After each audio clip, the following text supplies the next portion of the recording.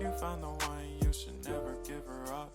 I think it's the way life changes when in love, yeah. I surround my soul with the positivity. That's why I don't worry about the things that I don't see. Hai korang, Assalamualaikum warahmatullahi wabarakatuh.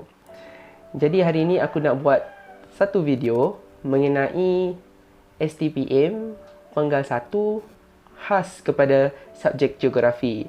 Dan apa yang saya tahu, pelajar-pelajar yang nak ambil geografi, terutamanya geografi STPM penggal 1, tak lama lagi mereka akan menduduki penggal 1 pada bulan Mac ni. Kalau saya tak silap lah, Mac ni.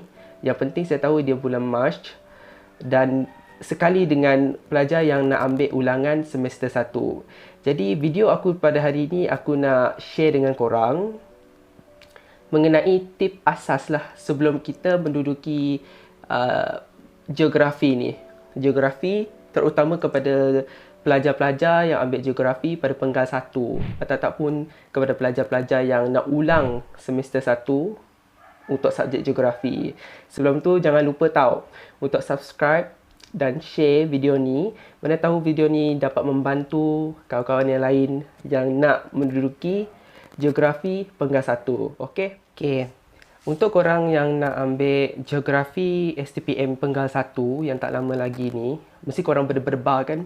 Macam dulu, first time aku masuk form 6, nak ambil geografi STPM tu aku rasa macam berdebar sebab aku tak tahu sama ada pilihan aku tu betul ataupun tidak. Jadi, ni pengalaman aku yang akan aku kongsikan dengan korang.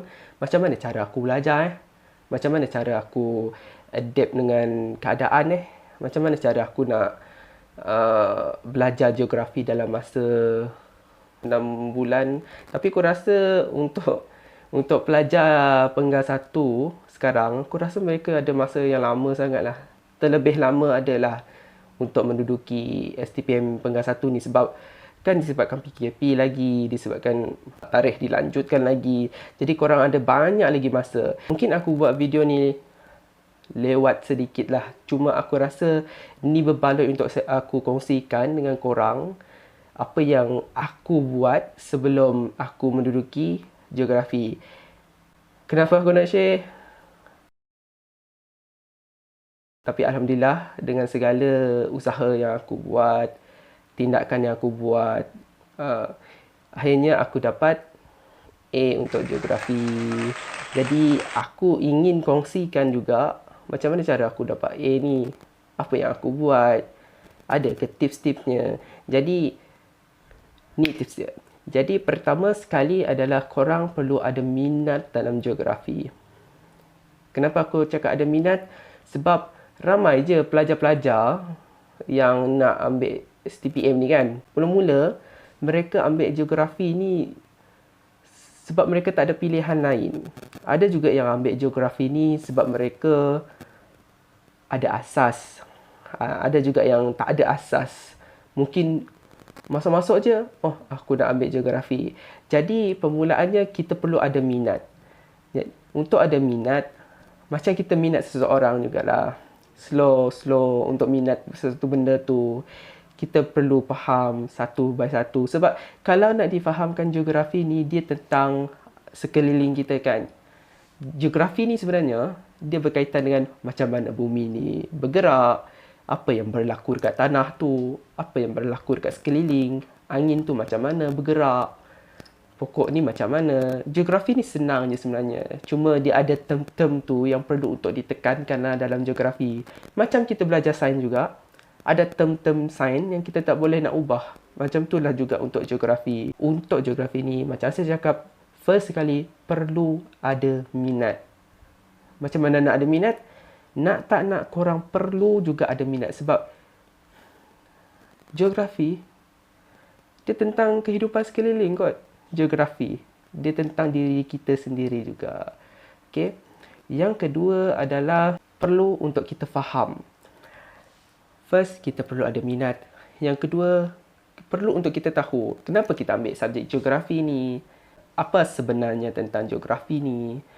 Okay? Itu yang perlu untuk kita tekankan dalam diri kita. Perlu ada minat, perlu faham kenapa kita ambil geografi.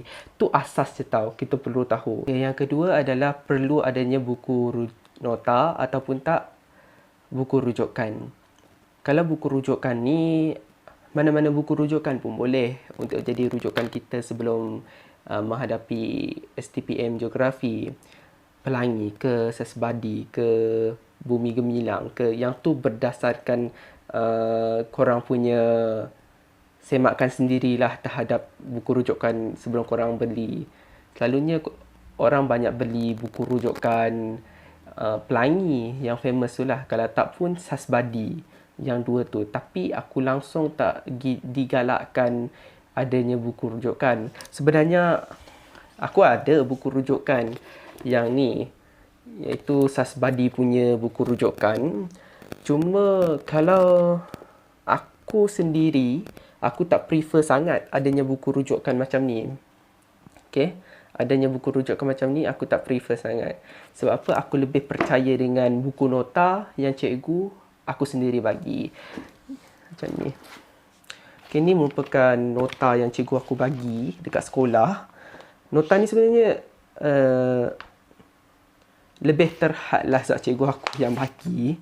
Dan aku paling suka sangat sebab kalau nota yang cikgu aku bagi ni kebanyakannya lebih padat.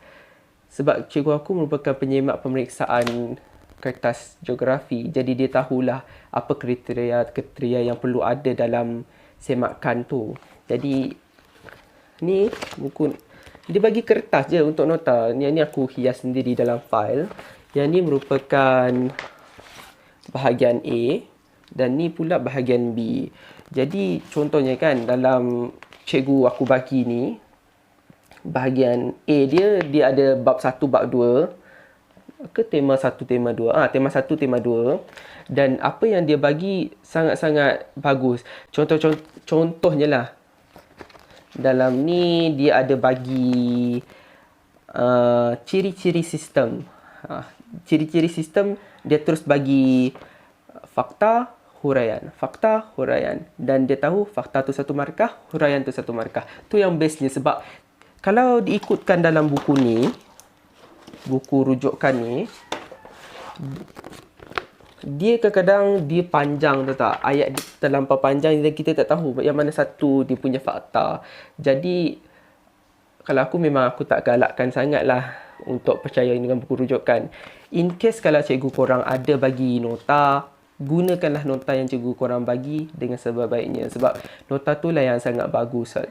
Mana tahu guru korang merupakan penyemak kertas peperiksaan, mereka lebih tahu apakah benda yang perlu untuk korang fokuskan, macam mana cara jawab, apakah fakta yang betul-betul diperlukan. Okey? Itu yang kedua. Yang ketiga adalah hafal. Dah adanya buku ni, kan ada ni kan. First, aku ada minat, aku ada kefahaman tentang geografi. Lepas tu aku dah ada buku nota dah sendiri. Lepas tu aku perlu hafal. Macam mana cara hafal? Perlu ke hafal setiap satu? Okey, tak perlu hafal setiap satu yang cikgu korang bagi. Hafal yang penting saja. Terutamanya definisi. Contohnya kan dalam setiap tema ni dia akan ada setiap perkara yang baru untuk kita ketahui. Contohnya sistem. Apakah definisi sistem? Yang tu perlu untuk kita hafal. Kalau tak tahulah, cikgu aku seorang ke yang bagi nasihat, definisi perlu untuk hafal. Nak tak nak perlu hafal definisi. Sebab definisi ni 3 markah tau. Walaupun definisi tu pendek ayat dia, still bagi 3 markah. Okay?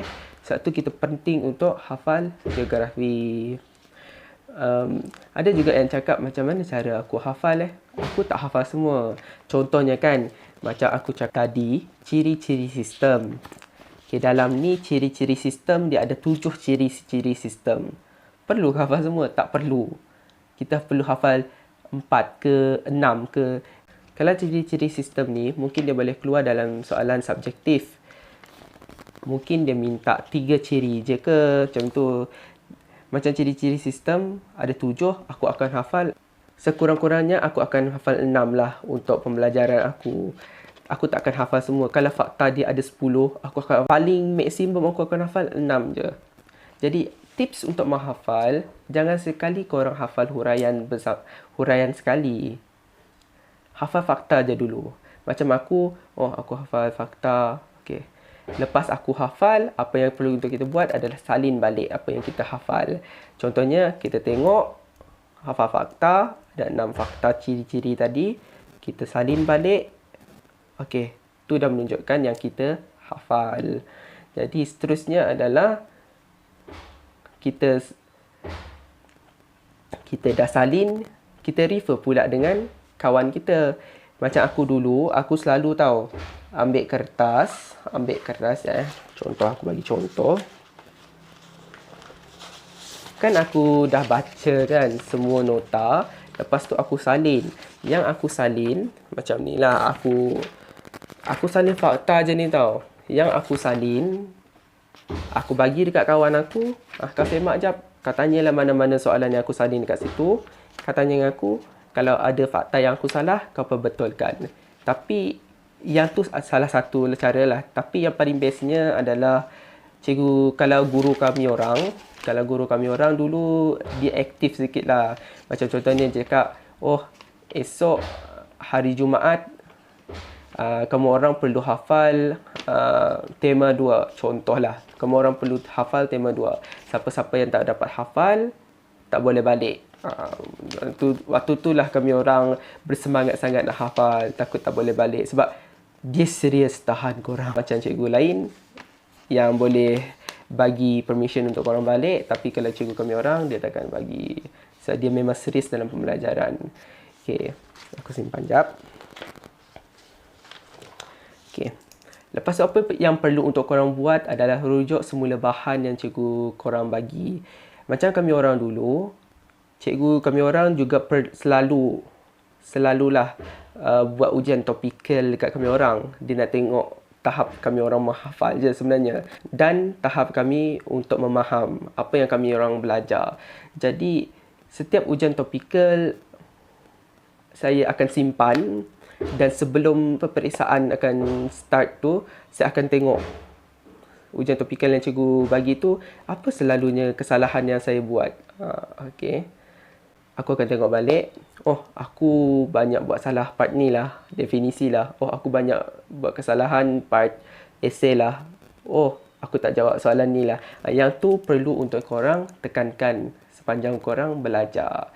Jadi yang terakhir sekali adalah korang perlu untuk rujuk ramalan-ramalan daripada negeri-negeri lain. Jangan sesekali korang tengok soalan-soalan tahun lepas. Sebab kalau soalan-soalan tahun lepas memang tak ada guna lagi dah kalau nak tengok dalam STPM. Sebab tu takkan keluar lagi. Kalau ada pun, percentage dia 1% je.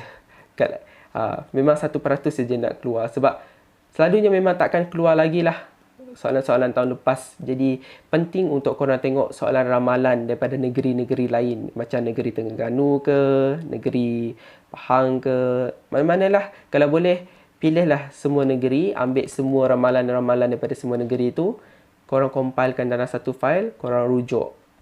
Kalau cikgu yang korang selalu tekankan dengan korang, tak payahlah korang baca sebab korang dah biasa. Korang perlu tengok mana tahu ada soalan yang pelik-pelik sikit perlu untuk kita tekankan. Okey? Jadi kenapa aku cakap perlu untuk kita tengok soalan daripada negeri-negeri lain?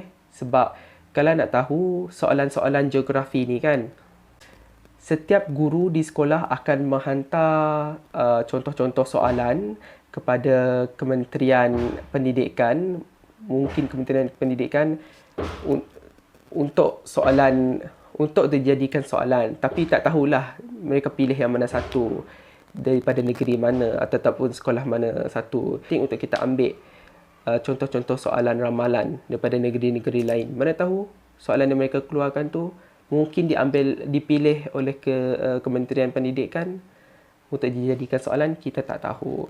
Jadi aku harap tips-tips asas yang aku share dengan korang sebelum menduduki STPM Penggal 1 ni dapat dijadikan inspirasi dan perkongsian kepada korang sebelum korang menduduki peperiksaan. Dan jangan sekali korang gelabahlah menduduki peperiksaan, sebab yang ni perlu kesabaran, perlu tenang, baru boleh jawab. Macam aku cakap tadi, untuk belajar geografi ni perlu step by step juga sebenarnya. So, aku dulu bukan merupakan pelajar geografi, aku pelajar sains. Tapi aku ambil geografi, sains kemanusiaan sebab aku minat ekonomi.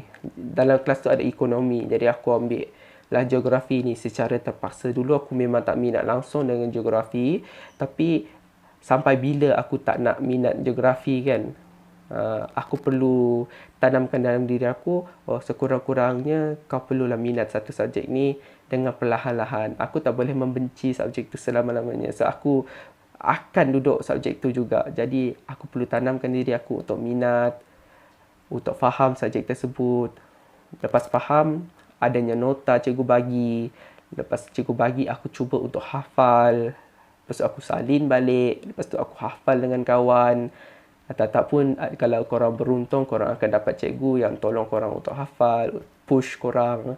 Lepas tu korang perlu untuk buat semakan semula terhadap kertas-kertas soalan topikal korang yang cikgu bagi. Mungkin dekat soalan peperiksaan yang sekolah buat, untuk korang semak balik apa kesalahan-kesalahan yang korang selalu buat. Lepas tu perlu adanya soalan ramalan-ramalan daripada negeri-negeri lain. Take note dan jangan mudah untuk putus asa. Jangan lupa untuk berusaha dengan sebaik mungkin. Sebab STPM ni dia tak susah.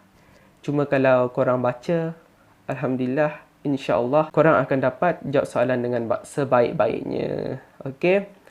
Aku rasa perkongsian aku sampai sini saja. Aku harap perkongsian aku ni dapat memberi manfaat kepada korang. Dan kalau korang suka video aku, insya-Allah lepas ni aku akan kongsikan lagi tips-tips yang lain. Dan kalau korang suka video aku harap korang dapat subscribe, share dan bolehlah komen kalau korang nak komen. Mungkin korang ada soalan yang lain untuk tanya ke aku.